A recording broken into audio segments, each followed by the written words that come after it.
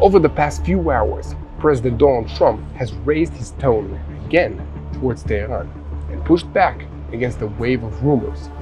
He says clearly that he is the one who decides if and when to strike, and that he still prefers a deal.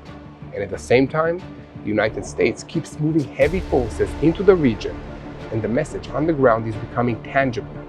The only question now, if Iran isn't cooperating, is how much time is left before the decision to strike is made. And in Jerusalem, readiness is being stepped up after Netanyahu's sharp message from the Knesset, the Israeli parliament, about a powerful response to any Iranian mistake. Israel is moving into quiet, controlled state of high alert, without unnecessary drama and without details that don't belong on air. The goal is clear: be prepared for defense on every front and keep the initiative where it needs to be. And meanwhile, the regional picture is shifting fast. An unusual American presence is building up all around us. Reports point to significant air movements of fighter jets and reinforced bases in regional states, alongside expanding the naval readiness. This isn't a signal any longer, it's a deployment. And in Israel, officials are noticing the small details that many people miss. When the United States concentrates wide strike capabilities, it does so to create a real operational option, not just pressure on paper. Trump himself keeps linking diplomacy to a warning. On one hand, he talks about negotiations and a desire to close the agreement. On the other, he returns to the same phrase: if there's no deal, it will be a very bad day for Iran. And in the same breath, he says publicly that the problem is talk without action, meaning, in his view, the clock is ticking, not because Washington wants it, but because Tehran isn't willing to deliver what the Americans demand. And behind the scenes, contacts continue towards talks in Geneva, with involvement from envoys Witkoff and Kushner, aiming for a decisive point, either an answer that satisfies the Americans or a move to the next phase. And all of this is happening as the international arena watches closely, looking for diplomatic cover for a military step inside if the diplomatic door closes. And inside that timing window comes Moody's visit to Israel, a visit described as highly significant, and one that mainly joins a chain of development that raises the tension to another notch. Quietly, senior officials are saying this is no longer a question of if, but when and how. So I'm Yair Pinto, bringing you all the truth about what's happening in Israel in between the headlines. And tonight, with the forced deployments and the diplomatic pressure, everyone is waiting to see when the decision arrives. Now, we move to a special report on what's happening inside the Gaza Strip and the disarmament of the terrorist organization Hamas. I'm Yair Pinto, and this is your boots on the ground, bringing you the full truth about what is happening in Israel. I wanted to tell you what's happening right now in the Gaza Strip, because this isn't quiet, because in the northern parts of the Gaza Strip, terrorists crossed the yellow line and moved towards our forces in a way that was defined as an immediate threat. The Israeli Air Force, guided by the forces on the ground, struck the cell, eliminating one of them and also removing the threat. And this isn't just a one-off incident, it's becoming a pattern. And over the past weekend, there were several similar cases. Forces identified with terrorists that moved towards the line, and then precise fire was opened against them. Fast response that ended with elimination of the threat. And in one of those incidents, according to the information that was delivered, the terrorist who was eliminated was Muhammad Salah el-Din Khaled Abu Rakba, a Hamas terrorist who infiltrated into Israel during the October 7th massacre. So why now? Because while the world is talking about Phase B in the Gaza Strip, about the day after, about new mechanisms, about the Rafah border crossing, the terrorist organization Hamas is doing what it always does, testing us on the ground, not in speeches, not on paper, with terrorists approaching the line, probing, trying to rebuild capabilities, while everyone argues over the framework of what's happening. And before I go deeper into the Gaza Strip and also the Rafah situation, I need to tell you something personal. Today, I'm not on the road. I'm not in the field. Not in a vehicle or not in the studio. Today, I'm at home. And last week, I cut my finger with children's scissors. Yes, it sounds stupid because it's pretty stupid. But that stupid injury reminds me of something that is very real. My serious injury didn't happen at home. It happened in Gaza. I had surgery on my leg, and I'm in rehabilitation still, a few years after that incident. And this episode, like this country, happens in motion, through pain, through recovery, through readiness and rebuilding. And when we talk about dismantling Hamas, Phase B, a technocratic government, and international force, remember this: behind every phase, there are people, there are fighters, there are IDF reservists, wounded soldiers, families. So today, we are doing a ground report from home, and I'm going to explain what really happens in the Gaza Strip right now. How Hamas is trying to rebuild strength, how it's gathering money, fighters, and how it fights to stay in power while the world is talking about solutions. So let's begin. So let's simplify the map. And if it feels like it's very confusing, you're not alone. It is. Gaza is in the southern part of Israel, and the yellow line is the line of deployment that the IDF is controlling, making sure that the terrorists do not come to the communities of Israel. And the place where every approach becomes an alert.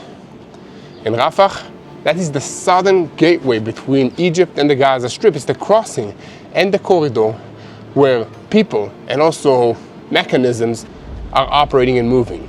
And here's the one concept that holds the whole episode together. Phase B does not equal quiet.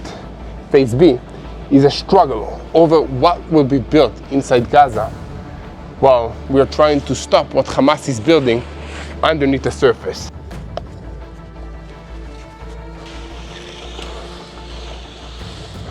Over the last few days, and especially over the weekend, we've seen a sequence of incidents along the yellow line.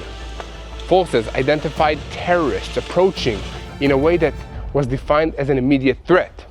Then, precise fire and elimination, different points, different times, the same pattern took place. At the same time, the IDF is deployed in a way that allows rapid responses, and according to the figure that was delivered, the IDF controls more than 52% of the Gaza Strip, including areas that provide observation and fire, and also control over the territory over significant parts of the Gaza Strip.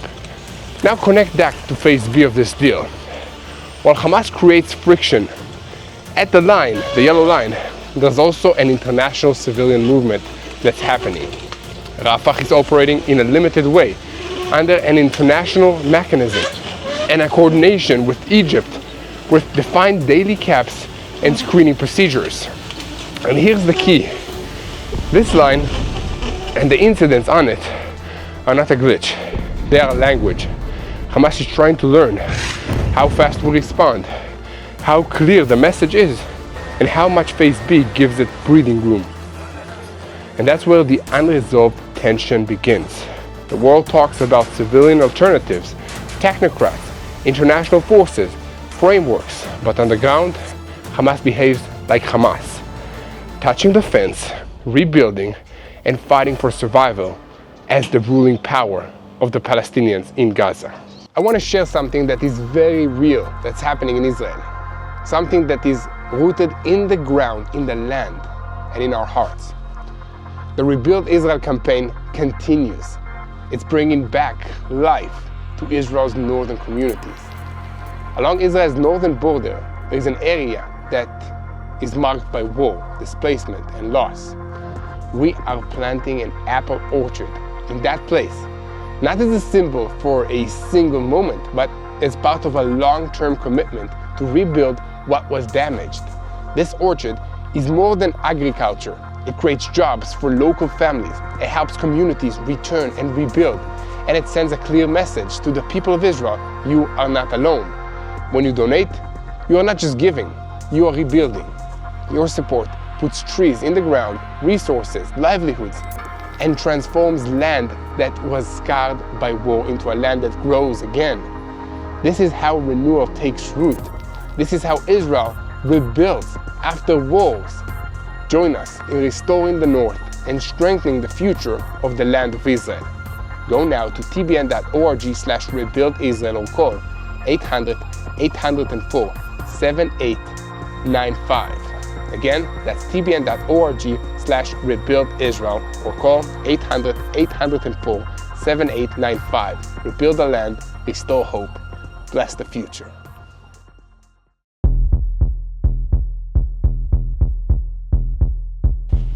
Now, let's put this in order. When people hear disarm the terrorist organization Hamas, many imagine one dramatic moment. Someone that was walking in, takes the weapons, and the story ends. But Hamas is not just a terrorist organization. Hamas is a system. And if you don't dismantle the system, it regenerates. And right now, that system stands on 3 engines. Engine 1, weapons and infrastructure. How Hamas rebuilds force. Hamas is under pressure and has shortages, especially of standardized explosive materials and weapons. But that doesn't stop this organization. Hamas is looking for ways to rebuild its infrastructure, accumulate explosives, rebuild IEDs, and the capability to place bombs that will harm our forces, the IDF. They are trying to restore their underground networks that they built for many, many years. We're not turning this into a tactical how-to, but strategically. After a large war, a terrorist organization tries to recycle the remnants of the power that it accumulated. This is what Hamas is doing. They are trying to harvest explosive materials, rebuild labs, and also find the caches of weapons that were hidden and prepare for the next wave. And what makes this more dangerous is that Hamas's political messaging is being very clear in the past days. Hamas is pushing a solution where it doesn't truly disarm. It talks about a temporary hudna, a pause, while storing weapons or placing them under a third-party concept. That is not disarmament. That is preserving weapons for the next round. Engine 2, money. How aid becomes Hamas's economic machine. Now, the part people don't like to say out loud is, even when the intent is humanitarian, Hamas looks for control, because control becomes money. Around 600 aid trucks enter every single day, when the actual civilian need is closer to 200. Hamas takes a 15% tax on each truck, with the estimated value of goods per truck of being around 500,000 shekels. That becomes a structured revenue mechanism. It feeds governance. It enables rebuilding. It funds loyalty and intimidation. It keeps the system alive. So phase B, without changing the mechanism, can become an oxygen supply for Hamas. Engine 3 is the governance and the fear. How Hamas stays the boss even when it's weaker. The third engine is the simplest and also the cruelest. Hamas doesn't rule only through weapons and cash. It rules through fear. Who approves, who punishes, who controls the distribution, who decides who gets what becomes the sovereign in real life. And that's why Hamas fears the idea of a technocratic administration, because a civilian structure that doesn't depend on Hamas begins to take away the control over the food, the medicine, the education, the media, and the money. So Hamas tries to launder itself inside whatever future mechanism exists, so it stays inside the room even if the label is changed. Here's the point. As long as these 3 engines keep running, Hamas is rebuilding its strength. Even if it's damaged, even if it's weaker, A system does not have to be at its peak power to be still harmful and lethal. It only needs time. So, if you like what we do and you want to stay updated with what's happening in Israel, make sure to like, share, and subscribe to TBN Israel on YouTube so that you never miss another episode of Boots on the Ground, Ground Report, and all the content that we're producing from Israel. So what does this mean right now, in plain language? It means that Phase B is not only a question of what Israel does in Gaza. It's a question of whether the new mechanisms are actually weakening Hamas or giving it time to rebuild. It means that even with forces that are deployed, even with rapid responses along the yellow line, Hamas still tries to win through patience. So they are touching the fence, testing our response. They are rebuilding their underground terror network. They want to stay in power, and they do that through fear, through money, and through the humanitarian aid. What does that change for Israel? It brings us back to one principle. Israel doesn't wait. Israel acts. Israel stays ready. If it requires smarter enforcement against money mechanisms, it will happen. If it requires sealing the gaps and tightening the control, it will happen. And if it becomes clear that dismantling a terror system requires deep action, Israel will have to choose how to do it and at what cost. And one personal layer, because at the moment I'm doing physical therapy and rehabilitating at home. And that's the whole point. We talk about maps, we talk about phases, we talk about mechanisms. But behind it, there's a nation of fighters, wounded soldiers, reservists, and families living on the edge for months, for years. And if you pray, pray. Pray responsibly for wisdom to our leaders, for protection to our soldiers, and for a future where terror does not get to rebuild itself behind agreements and international documents. Keep praying for the peace of Jerusalem. Hello, this is Mati here in Jerusalem with TBN Israel. This is Yair Pinto from TBN Israel here in Jerusalem. TBN Israel is keeping viewers informed with Israel-focused news, culture, and what God is doing in this land. Support TBN Israel today online at tbn.org/Israel. Thank you.